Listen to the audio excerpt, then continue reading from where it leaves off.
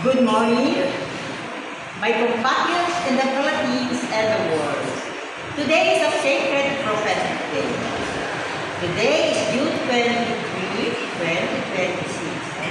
And I'm here in the so-called Pius XII Catholic Center in the United Nations, Avignon, Manila, Philippines.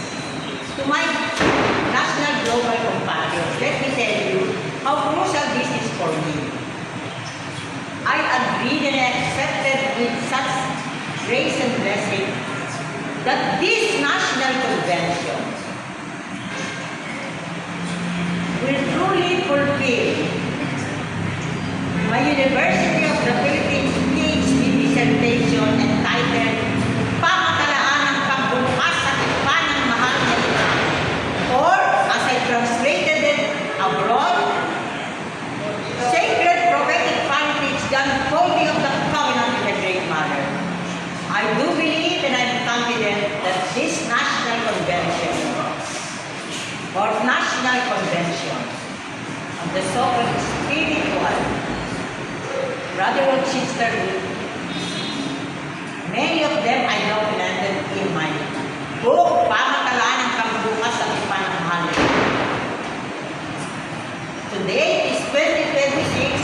It is not just the unfolding, it is not just the opening, but the fulfillment, the sacred prophetic covenant of the Philippines for the world. And now, may I show you, this is Cardinal Jose Advincula. He is in my photo text publication entitled St. Joseph Barangay Education for the Golden Filipino Civilization, Prophecy of Dr. Jose Rizal and Dr. Ferdinand Blumentritt. In the photo, I was with him together with the former Philippine Ambassador to the Vatican, Grace Lucio Princesa. And now, here we have the current, the new Pope, Pope Leo XIV. I prophesied in Baguio.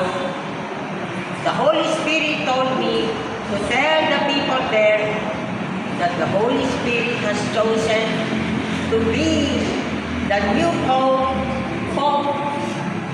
the Bishop, the Cardinal, Bishop in Peru and the Cardinal in America.